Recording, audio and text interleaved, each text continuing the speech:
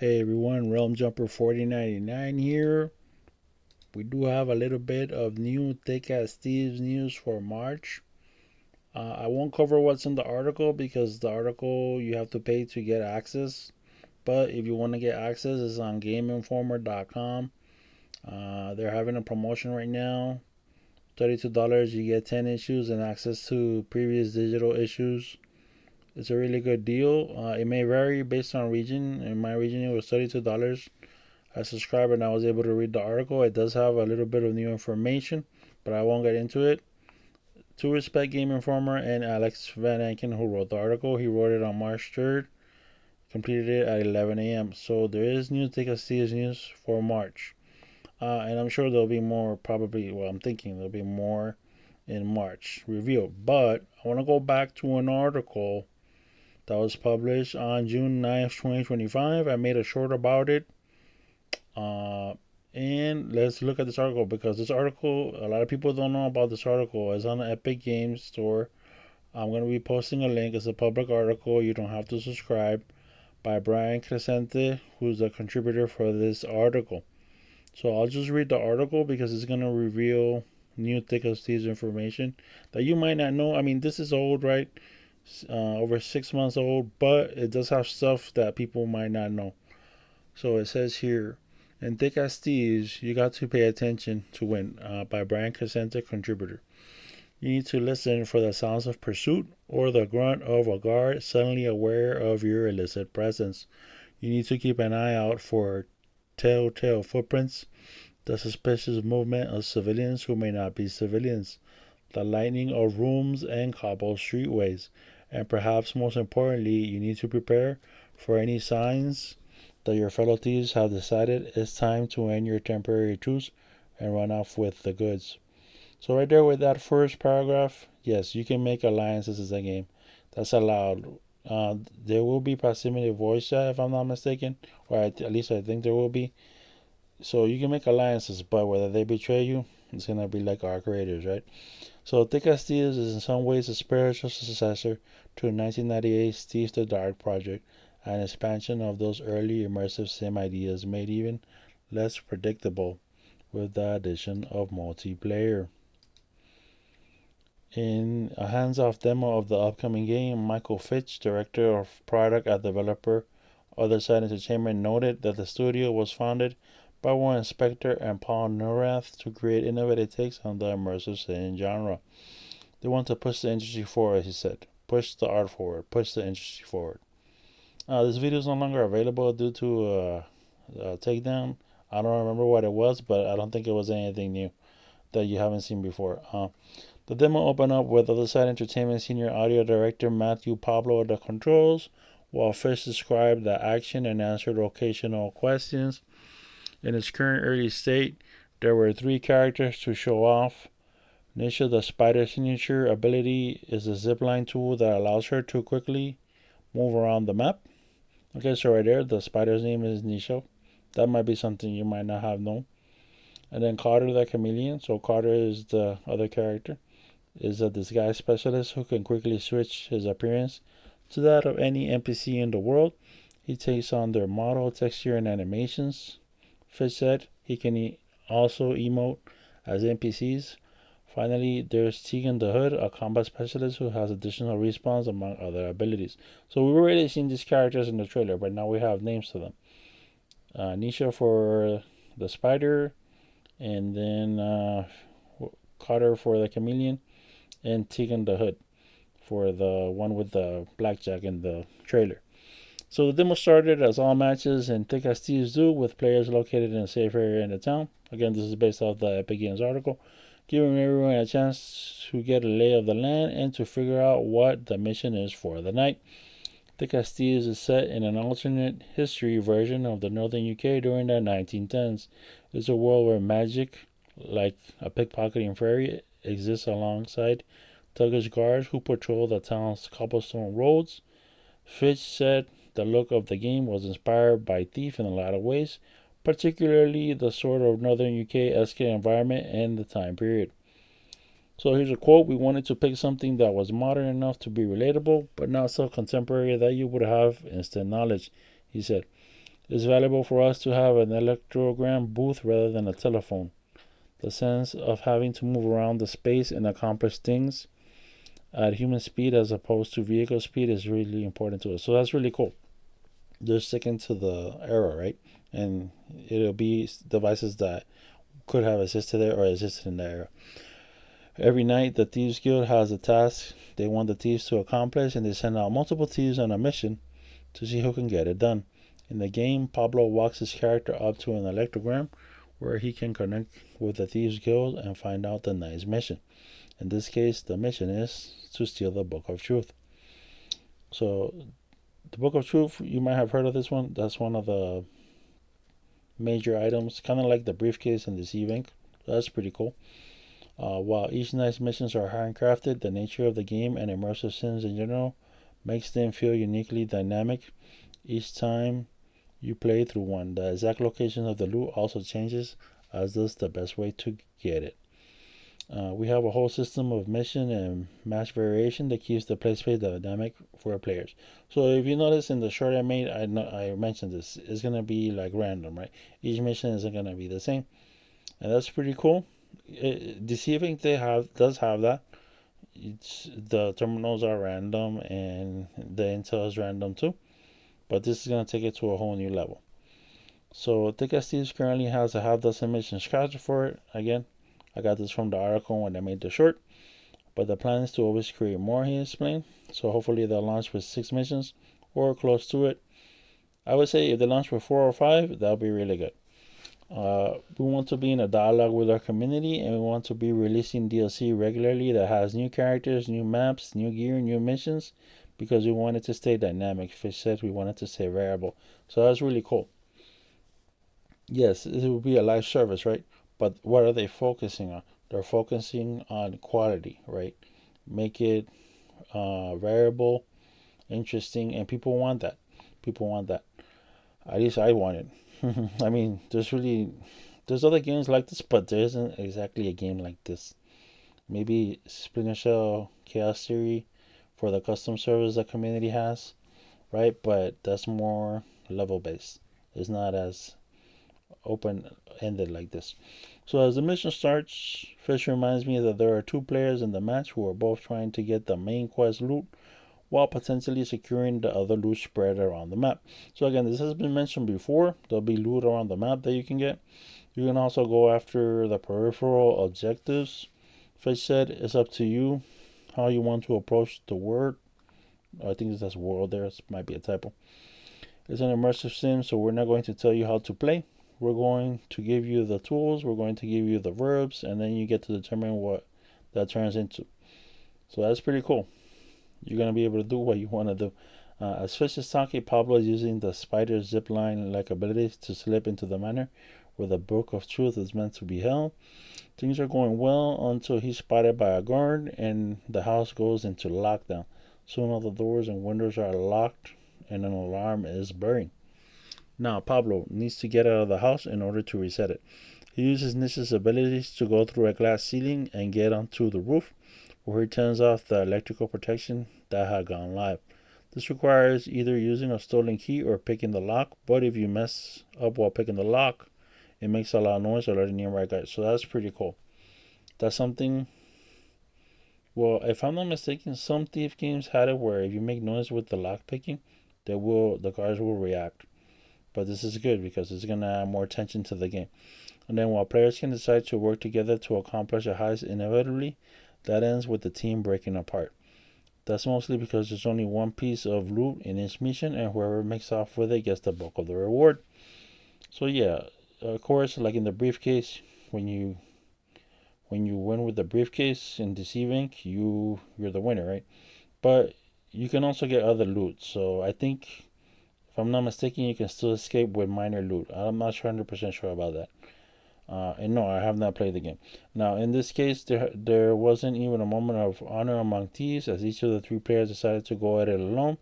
If Pablo were to notice that one of the NPCs working inside the house was glowing, the glow would be a sign that the character is actually the chameleon in disguise. So that's something pretty cool. This only happens when the player is carrying the main loot from the mission, though, giving other players a chance to stop them. Players also leave behind footprints. Blue footprints are yours. Red are those of other players. If the footprints are glowing, that also means the player who made them possesses the main loot. So that's interesting. You can follow the person with the main loot. Footprints become brighter the more obvious you are in the world, whether by sprinting, making a lot of noise, messing up a lockpick, or getting detected by a guard. You don't leave footprints if you're crouching, though. Oh, that's interesting. That's something I did not know. If you crouch, you don't leave footprints. Okay. So the demo mission required players to collect keys and clues as they made their way to the hiding place of the Book of Truth. Initially, the team wanted to have just one set of keys for players to fight over, but they soon realized this could make completing the mission impossible if the player was knocked out of the game. So now there are multiple set players can pursue.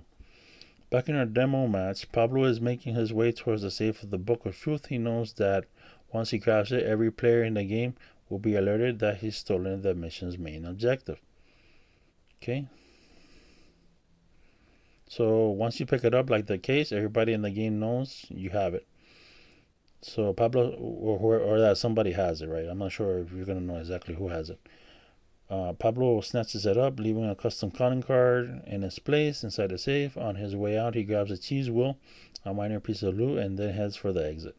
So that's an Easter egg they've been talking about, the cheese wheel in the videos and things like that. That's just like, I think that's like an inside thing for them, inside joke or something like that, or just something they're really proud of that they put in the game. So steal the cheese, guys. Suddenly, another player appears, jumping down from the roof behind him. As Pablo races towards the exit, he hears the sound of a pickpocketing fairy closing in on him. Players can use creatures to steal keys from NPCs, but they can also players can use these creatures. Oh yeah, the fairies. Okay, they can also use them to swipe loot from other players. So that's going to be interesting. Pablo could have tried to outrun the tiny glowing fairy, but instead he swivels around and attempts to swipe the fairy away. Unfortunately, he misses, and the pickpocketing succeeds, but only gets away with the wheel of cheese and not the main prize. The advantage of having multiple pieces of loot is that when you get pickpocketed, they might not get the quest item. It's random, but it's stacked random, and so it's not purely by chance what they get from you. So that's pretty cool. That's kind of fair because back with Deceiving, when Larson, one of the characters, he's like a French spy character slash agent. When he pickpockets you, he gets the most valuable. But it's not gonna be like that for the Thieves. And again, this is all subjective or variable because the game is either in pre-alpha or beta, and it could all change, right? It all changes at the end. So if they wanted to change, of course. So, still holding the key piece of loot, Pablo makes his way to the exit while the player is vulnerable. While opening the door, once they're through it, they're safe. So that's interesting. You take time to extract, but once you go through it, you're safe. That's good. At the end of our demo, each player receives both loot and rep based on what they stole during the mission. Alright, so you get loot and you get reputation. With the bulk of both going to whoever made their way with the quest item, loot can be sold for money, which is then used for character upgrades, but the upgrades are locked behind your character tier. And to increase your tier, you need to loot first. Okay, so that's cool. Character tiers similar to Deceiving, but this is much more customizable. And you need to first increase your rep. If you're happy with the tier you're at, you can play matches and focus on grabbing the more common loot instead of trying to snatch the big prize. So yeah, you can always have progress. The key thing here is variability. Fitch said, we don't want to tell people how to play the game. We want to give them the objectives in classic immersive sim fashion. We'll give them lots of options, lots of ways to interact with the environment, lots of ways to mess with each other, and then the player versus player dynamic creates infinite variability in the outcome of matches. Okay, so that's cool. They give you the tools, sort of like in Thief. You do your own thing. In the second run through of the mission, Pablo takes control of the chameleon. Fitch reminds me that when he's disguised as a guard, he can do a lot of suspicious things and nobody cares. If you unlock the gate, another guard might relock it, so the world is never static. It's just never in a single state. To disguise oneself, the chameleon has to be within sight of and alone with their target. Once they take on the disguise, a timer slowly ticks down, indicating how long until the disguise fails. So that's something very interesting. It's not like Deceive Inc., where you can just disguise at any time. You have to be alone with the target. The idea is when you're disguised, you want to try and blend in as much as possible. Fish continues, also because other players might notice you. Stealth is helped along by a set of icons at the bottom of the screen. One is a light meter. Okay, so light meter check that shows when you're exposed. The other lights up when you're in private spaces where, if someone sees you, they will immediately know something is up. Okay, so that's like deceiving when you're in the wrong room. It says wrong cover. If the spotted chameleon has to, but it's different, of course, the own way. If spotted, the chameleon has to work a bit harder to get away from the spider because he doesn't have a zipline to use. Instead, he has to find things like ladders and power lines to move around the map quickly. And those power lines also come with potential downside, as players can use nearby electric boxes to shock you off them as you're moving across the space. So again, this article was back in, when was it? June 9th, 2025. But this article, I haven't really seen a lot of people talk about it. Though I have seen some of this talked about in videos. And then let's see, where were we here? Just a second. So this is helped by a long set of icons. Okay. Everything in the environment can be used to your advantage or used against you. So that's pretty cool. A dynamic environment, which is one of the things I think that hurt Deceiving.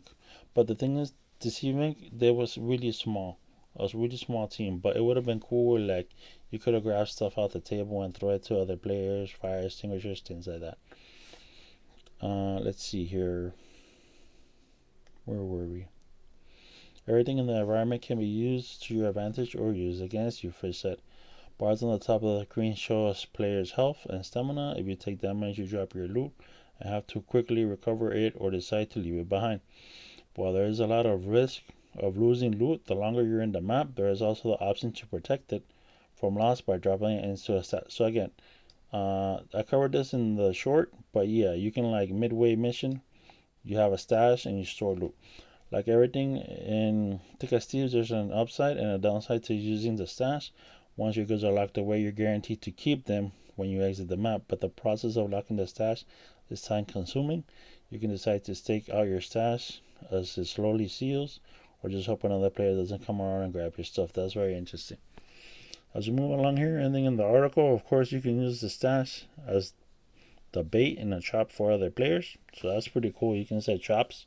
Just sit there, maybe disguised as a chameleon, and when somebody tries to steal it, bam, you knock them out. Once the mission wraps, Pablo shows off his personal lair. So we're going to have a personal lair, similar to our creators or other games, which he has decorated with some of the items from your previous heists. Both Spectre and Norath are heavily involved in the day-to-day of the game's creation, Fish said. They play the game, they watch the sessions, they contribute to the design conversations, they review the progress on the builds, he said. They're heavily involved in the work that we're doing because this is the kind of thing they want to represent the studio. So that's pretty cool. The leaders of the studio are very involved in the project. Alright, so Fish said that in a lot of ways, Thieves is both spiritual successor to the original Thief and also a game that draws heavily from Deus Ex. Hint, hint, emerging gameplay. It has multiple paths, multiple solution spaces, and gives players a verbs to play with, he said. I mean, the whole philosophy around empowering players, giving them the toolsets and letting them improvise, is very immersive sim, and it comes directly from Warren and Paul. Currently, Thieves is in pre-alpha, but Fish said the team is getting to the point where they're going to start bringing players to test the game. We want to get players in to see what they do with it. We've got to sign up on our webpage. The plan is to have more series of closed alphas and then closed betas before we release the game. Alright, so at least we know we got a more of a clear picture. Once they announce betas and things like that, we know the game will be closer to release. We want to make sure we have a solid game before we try and ask for money for it. So it's going to be a pay game. It's not going to be free to play. That's also something people are asking about, unless that changes, right? And of course, you can wishlist Epic's Game Store, Steam Store of your choice, or an Xbox Store or the PlayStation Store. And then I want to point out a video here, which I think is really good, from RX Gaming. Let me show you this video just a little bit. But let me see here. They did a video that's really, really good. Let's see here. Here it is. This one. Hey guys, it's Paradise, and this brand new game reveal is looking extremely intriguing. I've covered this video before. Don't want to miss out on this one. But yeah, it does have information about the game that you might have missed. It was a year ago, and now we're starting to get new articles again with Game Informer. I'm not sponsored by any of these companies. I'm just like, somebody that's motivated. This motivates me. Hey, it's like a positive thing for me. Something I'm looking forward to. If you want to subscribe to Game Informer, right now it's $32.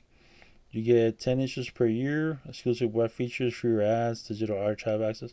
And also, when you go to the website, when you're subscribed, you get all these pretty cool. So you can look at all their issues. All right. I won't spoil any other articles as that's locked behind a subscription. But yeah, if you want to go visit the old issues you missed, you can look at all these I have access to with a subscription. So that's really cool. All right. Besides that, that's all I have for now. Once we get new info, I might do another video. And thank you for watching. Have a good one. Please like and subscribe.